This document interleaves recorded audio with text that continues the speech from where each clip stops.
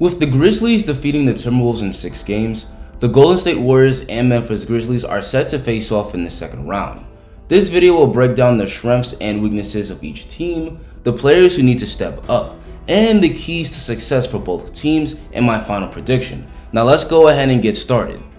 Let's start off with the strengths and weaknesses of the Golden State Warriors. One of the biggest strengths of the Warriors is their explosive offense. So far in the postseason, the Warriors have statistically been the best offense, ranking first out of the 16 playoff teams in offensive rating. This is largely thanks to the Warriors' great talent, as they have plenty of elite shot creators that can shoot, drive, and handle the rock at a high level. Jordan Poole has emerged as an all-star caliber player. Despite playing in the first playoffs of his career, he's averaging 21 points and 5 assists per game so far in the postseason. Klay Thompson is also balling out, averaging 22 points per game in the postseason, and Steph Curry, after shooting the ball poorly in Game 1 versus Denver, has rediscovered his superstar form and has been playing great basketball since. Not only are the Warriors overloaded with talent, but they play an unselfish, team-oriented style of basketball that generates great shots on offense rather than relying on isolation basketball. The next strength we'll discuss is the Warriors' incredible defense. Not only do they have a perennial defensive player of the year candidate in Draymond Green, but a bunch of great defenders around him like Andrew Wiggins, Kevon Looney, and Gary Payne II. This makes the Warriors tough to score on, as they're filled with tough, scrappy perimeter defenders, and if you do happen to get by them, you're going to have a tough time scoring at the rim because the Dubs' rotations on defense are also excellent. The Warriors are one of the rare teams that are legitimately great on both ends, which not only gives them a good chance to win this series, but win the championship should they advance. Now let's talk about weaknesses. The Warriors don't have many weaknesses, but one weakness that could hurt them in this series is their lack of size, which we saw in the Nuggets series. Jokic may have lost in the first round, but he dominated on an individual level against the Warriors, averaging 31 points, 12 boards, and 6 assists per game. The Warriors don't put anyone on the floor over 6'10", making them vulnerable against great scoring bigs like the Joker. The Grizzlies are a big team, but they don't have a dominant post-up center like the Nuggets do, so the Warriors don't have to worry about getting dominated on post-ups. But this lack of size can hurt the Warriors on the boards, where they only rank 14th out of the 16 playoff teams in defensive rebounds per game, while the Grizzlies rank 4th in the playoffs in offensive rebounds per game.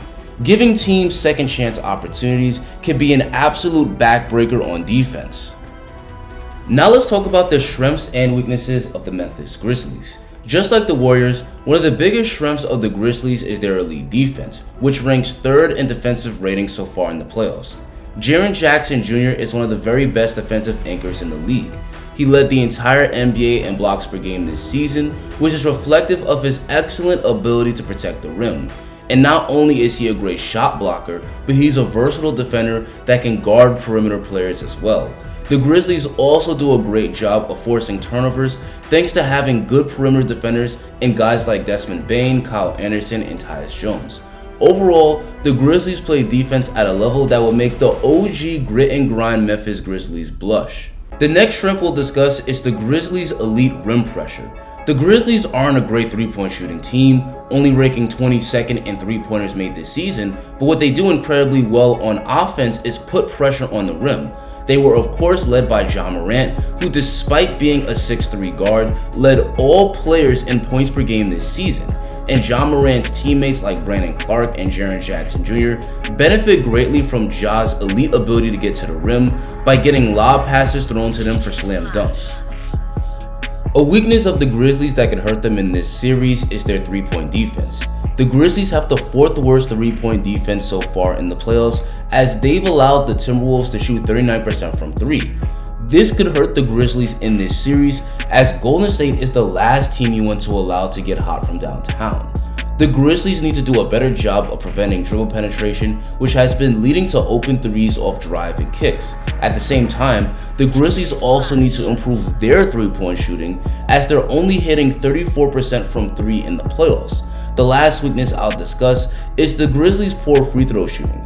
They only ranked 28th in free throw percentage in the regular season and 14th so far in the playoffs, only shooting it at a miserable 71%. Missing free throws is never good, especially late in games where every single foul shot matters. Now let's talk about the key players on both teams that need to step up.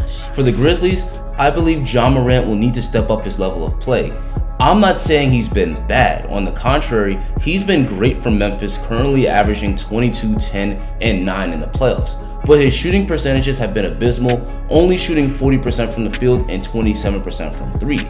He's still getting to the rim a ton, but a lot of the close shots he normally makes just haven't been hitting. Against the Dubs, I think he'll need to be way more efficient. Another guy that's gotta step up is Dillon Brooks. Against the Timberwolves, Brooks has had a piss poor series, averaging 15 points per game, but on just 35% shooting from the field and 27% from 3. Brooks is a much better player than what he's shown in the first round. The Grizzlies will need him to bring his A game if they hope to beat Golden State. As for the Warriors, it's hard to say who needs to step up, as they've been firing on all cylinders, which is why they only needed 5 games to take out the Nuggets. It's more about, can their guys keep up this elite level of production? Now let's get to the keys to success for both teams. For the Warriors, they need to stop Ja Morant from getting hot.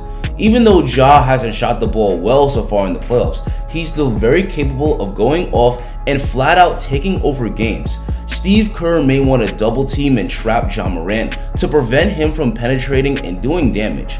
The Grizzlies are only shooting 34% from 3 as a team, so sending extra defenders and forcing poor shooters like Kyle Anderson and Zaire Williams to beat Golden State from the outside could be an effective strategy. As for the Grizzlies, their key to success is containing the Warriors' explosive splash trio. The trio of Steph, Klay, and Jordan Poole has been absolutely devastating, and if they can't stop them from getting hot, the Grizzlies will need to at least match them on offense. This means their trio of Ja Morant, Desmond Bane, and Dillon Brooks will need to absolutely bring their A game against this Warriors team. Ultimately, I believe this will be a very competitive series, but I think the Golden State Warriors have the better talent and will win this series in 6 games. Anyway guys, that's going to be the end of the video. Who do you think is going to win this series and in how many games? Tell me in the comments. If you enjoyed this analysis and want to see more dope content just like it, drop a like on the video and subscribe. Thanks for watching and have a great rest of your day.